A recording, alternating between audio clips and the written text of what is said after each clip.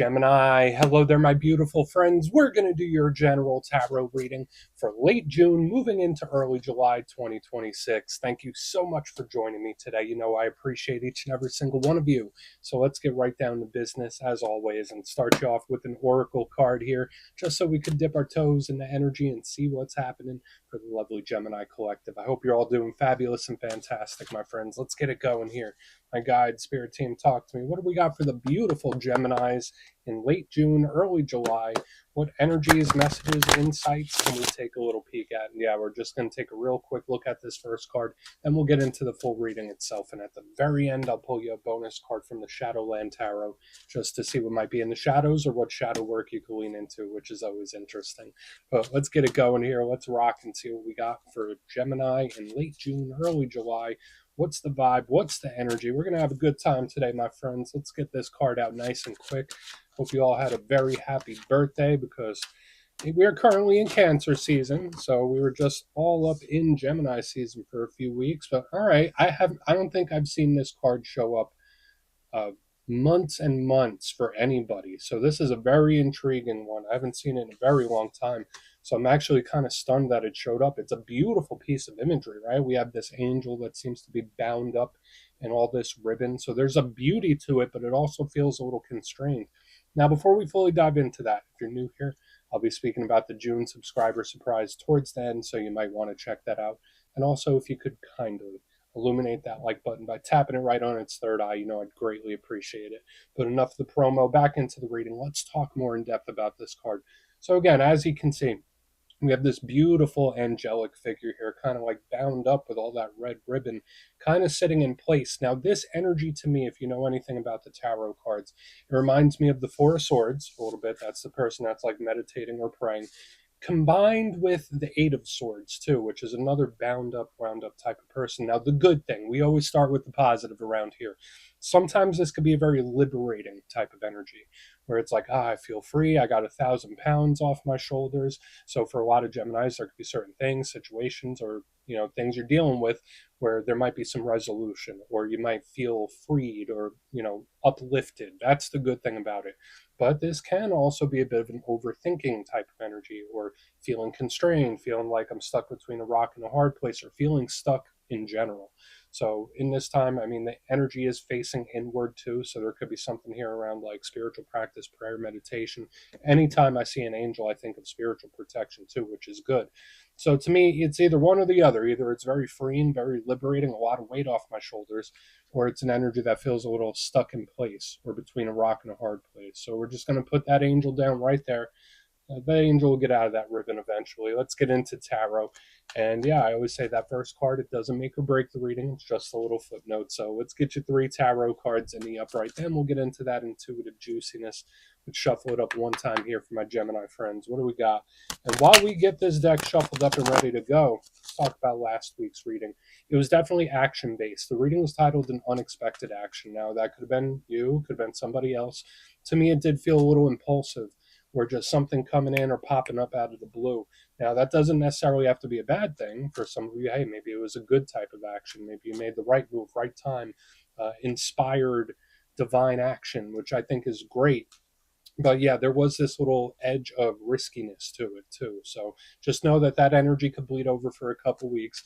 Well, yeah, we're going to see what shows up this week. As you know, energy is very fluid, never set in stone. So only take this how it hits for you, because we could be seeing your vibe or somebody else, right? Let's get it going. 3 cards here for my Gemini friends. What do we have in late June, early July? Let's get these cards out. Cool. All right, 3 of Swords. Swordsy. I mean, if there's any zodiac sign that could deal with sword energy, it would be Gemini, right? That's your power element, and we'll talk about that a little later. Let's get a couple more. What do we got for Gemini? Thank you. Okay. All right, so we do have this little up and down. Love the star in position number 2. So these energies do kind of offset each other. That's the one thing that's making me happy about what we're seeing. Let's get one more here. What do we got for Gemini in late June, early July? Okay. Yeah, now we have a little bit of flow. So very internal, all this energy. And we got our good pal, the King of Cups, a.k.a. Kyle of Cups himself, without a beard. He's chilling right there. He's having himself a beverage. He's chilling out. So let's go through. I'll give you some of the classical meanings and archetypes. Then we'll get into that juicy, intuitive stuff. But at first glance, you know me, I always love to look at the elements. I feel like that's very important because it frames the reading. It tells us how the energy flows or how comfortable you might be with it. And we have a mixture of air and water. Now, when it comes to the air, and all these share something in common, they're internal, inward facing type of energy, like we already saw. But air, even though the star looks like water because it has all that water pictured, it's Aquarius, it's technically air element. So air is logical, pragmatic. It's all about the mind, it's all about perspective and how we view things. It's huge when it comes to strategy and planning. It's very, very intelligent. And there's something to the air where it deals with either giving or receiving information. So that's why this is the suit of communication, talks, messages, stuff like that. So we need to see, is there something you're trying to understand? Is there something you're trying to logically make sense of? That could be part of it when we have all this air. And obviously the communication. The only downside to air is that sometimes it could be a little too logical leaning. Right? Like, you know, with certain situations, you could lead with the heart. Certain situations, you want to lead with logic. Sometimes air energy could be a little too clinical, a little too just cut and dry, black and white type of thinking. So watch out for extremes in this time. It could also be quick to cut certain things away, and it could also overthink. Now, moving to the back end here, we have the water, which is the total opposite. So we already spoke about it. We have the mind, we have the logic, we have the heart. So these are two different ways. So we have this yin yang of energy going on. Now, water itself deals with matters of emotion, things, people, situations that we're emotionally invested in, things that we care about. It could be about emotions in general. The water element does deal with partnerships as well. It's strong when it comes to creativeness, so artistic expression, getting those inner energies outward. So think of like music, writing, art, any form of self expression, highly favored. The only downside, and yes, it is very loving, nurturing, caring, but the only downside to the water is that it could be very overwhelming sometimes, and it could also be up and down. So let's go through and start building this out piece by piece. Position number one, we start with the Three of Swords. Now, as I already mentioned, air, which is the predominant we got going on here, is your power element. That's your comfort zone. But the Three of Swords is one of the most iconic cards in the whole entire tarot deck. We have the three swords cutting through the heart. I'm sure you've seen this everywhere. Now, just like any card that could have some problematic or rough energies, this is on a big spectrum. So it could be something very, very minor. You might feel just a little glum, a little gloomy, might have a couple of rough days or something like that. It could also be anxiety, stress, nervousness. It's a wound tight type of energy, but it could also range anywhere up to like very similar to the Ten of Swords, where it could be brokenheartedness, loss, pain. So this can be a problematic energy that we need to look out for. Now, the good thing about this card, because believe it or not, every card has a good side and a rough side. The Three of Swords is a quick passing type of energy. So whatever it is that may pop up that might not be pleasant, whether it's something minor or major, it moves through with the Three of Swords. Like it processes and it just keeps it pushing forward. That's the one thing I like here. It's more of like a bump in the road. So we'll keep an eye on this as we move further. Now, moving to the middle, we have the energy that completely offsets that. So once again, we have this little yin yang up down type of energy this week. And I know Geminis are good at viewing things from various perspectives. We got the star, beautiful, and we see the water bearer right there. That's why this is the Aquarius card. And although Aquarius is the water bearer, it's technically an air sign. To me, the star is hope. The star is optimism. It's a wish fulfillment card. It's hope in a brighter day. It's a reason to keep pushing. So it's very optimistic. I love this. It could be wins, victories, blessings, all that kind of stuff. This is a very angelic, heavily spiritually charged type of card. So I really like the star here. And it's about optimism and just pushing forward, right? There's always a silver lining. There's always a light at the end of the tunnel. So it offsets all the difficulties that we could see with the Three of Swords. That's the really nice thing about the star. I also link it to long passages of time. So the star isn't necessarily today or tomorrow or even next week. This could be something that's way down the road, right? Maybe something that pays off eventually. So we'll see what's up with it. The inverse of the star can be pretty rough, though. This is an energy that can feel depressed. It's an energy that could get a little hopeless sometimes. So that's something we need to watch out for. Maybe there's something you might need to look forward to. Now, on the back end, we got our good friend here, Mr. King of Cups himself, big water sign energy, so Cancer, Pisces, Scorpio.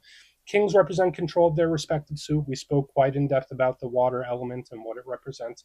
So the King of Cups is like nice, balanced, even keeled type of energy, has control of feelings and emotions. This represents love to the fullest expression, nurturing and caring in a way. The King of Cups likes to enjoy itself and relax and have a good time. That's why he has his little beverage right there. So it's a nice, chill type of vibe.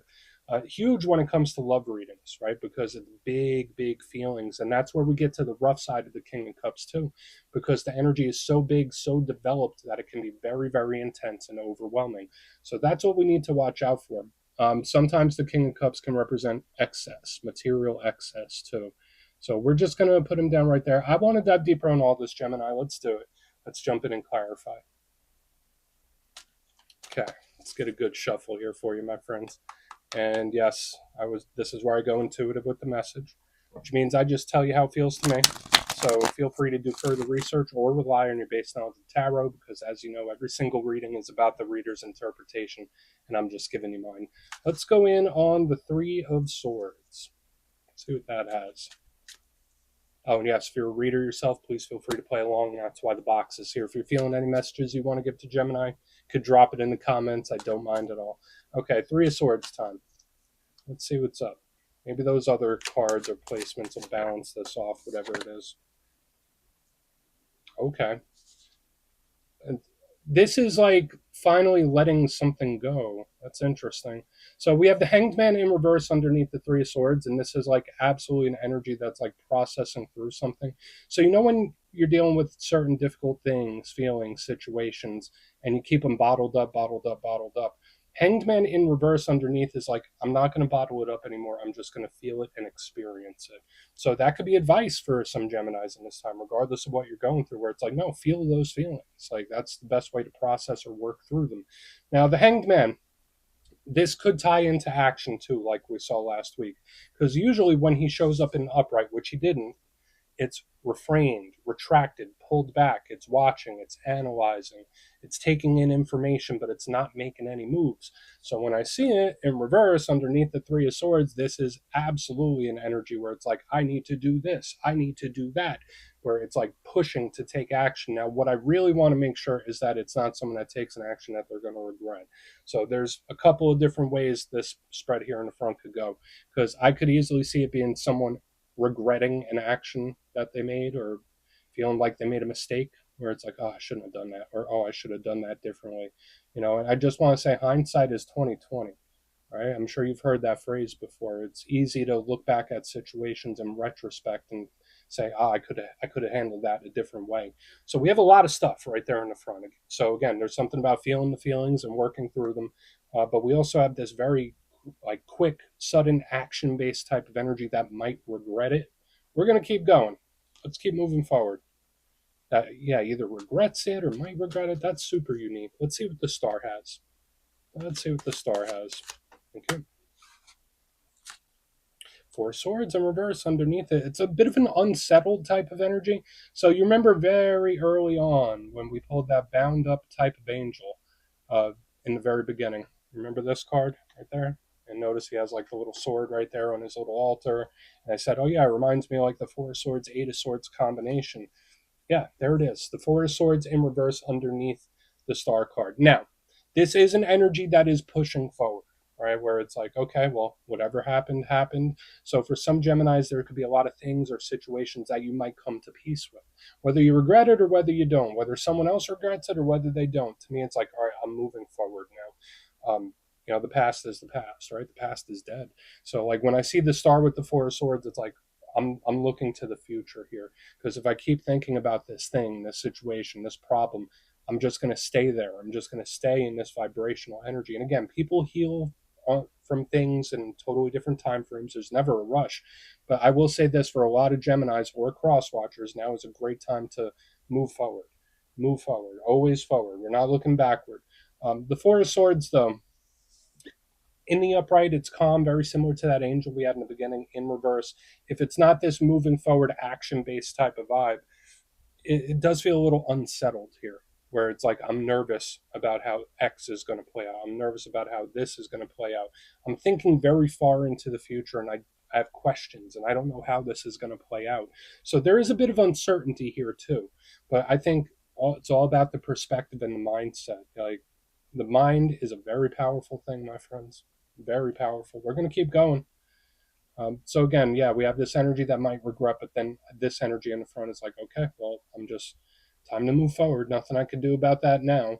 So let's see what the King of Cups has. We're gonna see what he has. I don't dislike the energy; it just feels neutral. But I will say this: a lot of this can deal with like coming to terms or coming to peace with things. So let's see what the King of Cups has, please. I'm gonna do a quick little recap before we get into the shadow. Okay. So we have the devil in reverse underneath this King of Cups. It's actually a good thing if you're connected to Capricorn. This could be them showing up right there. And the devil can deal with a lot of different things. It could represent the material world. It could represent money things. It could represent business and the world around us. But to me, it's usually very planted, right? The devil energy, it's like planted, it's set in place. Sometimes it can represent toxicity and addictions and a whole bunch of stuff, issues, things, problems, situations that we may have been harboring for a long time or that we may have been dealing with for a long time. So when I see the devil in reverse underneath the King of Cups, it's like, I feel good about this now. Or maybe I don't feel great about it, but I can at least accept this now. So I'm not sure what it might be, my friends. It could be a whole variety of different things. But the King of Cups with the devil in reverse seems to be finding peace about something, which in a way is very beautiful to me. Even though we got some choppy energy here up front, all that kind of stuff. But yeah, King of Cups, devil in reverse. It's like, okay, well, you know what? I can't erase it. Can't erase the memory. I can't erase what happened. But I at least feel peace about it, and I'm moving forward, which I think is a beautiful thing, right? If you could genuinely get to that place, or if someone you're connected to genuinely gets to that place, that's a good thing. um, and that's what we hope for, like when it comes to working through things, right? So I like it for the most part. It doesn't feel like the easiest energy, but it feels worth it. The only thing I would say is, again, watch out for the emotional swings. There could be a big emotional warning here on the back end: the ups, the downs, the yin, the yang, the three of swords star, all that kind of stuff. So again, watch out for the emotional ups and downs, but for the most part, I see energy moving forward.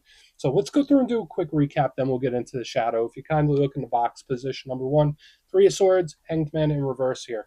That was a lot of different things I was feeling. Um, it is an action oriented where it's like, I need to do this, I need to do that, but it could also be someone regretting something they had done or regretting an action. So again, watch out for mistakes in this time. Whatever it is you're dealing with, whoever it is you're dealing with, just like calculated. Like, don't do things flying by the seat of your pants. It wishes it could do something differently. Moving to the center, we have the star with the four of swords, where it's like, okay, well, there's nothing I can do now except move forward. So it's not forgetting about this thing, but there's an acceptance brewing with this energy. There is also like this little fear of the future or unsettled energy under the surface. But I think if you hold a very positive mindset or frame, that would be great because it'll help keep you pushing. On the back end, we have the King of Cups with the devil in reverse, acceptance, right? Where it's like, I don't have to like it, but I at least accept it. The only thing here is watch out for the big emotional swings, the ups and downs, because that could be an emotional warning. But please take a screenshot if you want to look into it further. Let's see what's in the shadows. Okay, let's get a good shuffle here. And yeah, I always like to pull a shadow card at the very end just to see whether it's something within you or something you don't quite see. Shadow cards don't always have to be a challenge, they could be a good thing too. So let's get you one. Yeah, forgiveness. That's like another thing I didn't even mention. There's something here about forgiveness too. All right, let's keep going. What do we got in the shadows for my Gemini friends? Thank you. Cool. Page of Swords. All right, I've been seeing the Page of Swords quite a bit, and it is one of your power cards. Now, something about the page, it is a communicator, it is a talker, but it is also a very defensive energy. So, in its positive sense, it is moving forward with something, but in a very cautious manner. So, that could be Spirit just saying, like, hey, Gemini, whatever you're dealing with, whatever you're working with, whatever pops up, cautious. Just like we saw here, this energy is like very spontaneous. No, it's like defensive, cautious. Watch your step when this is here. But the Page of Swords is also the watcher of the tarot deck, right? Like, it's always observing, it's always keeping its eye on something. So whether you are the object being observed or the individual being observed, rather, we're not objects, right? Or there could be something that Spirit wants you to keep a very close eye on. It could be that simple. So we're just going to leave it at that, Gemini. That's what I got for you this week. Don't click away just yet, though. I'm going to give you the details of the June subscriber surprise. If you would like further insight on your situation or you'd like to have a chat with me, you can book a personal session with me on my website, mastermetaphysics.com. My June calendar is live and spots go quick, so you could go check that out. But for the June subscriber surprise, doing another winner's choice, the winners, which will be 3, will have a choice between either the Everyday Witches Tarot, which is a lovely tarot deck, one of my all-time favorites, or you can choose a custom pendant from my website, mastermetaphysics.com. So if you'd like to get your name in for that, it's 2 simple things. As always, my friends, first, you must be subscribed. And second, let me know down in the comments, out of all the tarot cards in the deck, which one do you feel represents you and your energy best? You could even pick multiple if you'd like. You'll be entered to win, and at the end of the month, the winners will be announced in my community tab /post tab. My friends, much love, and I'll see you soon.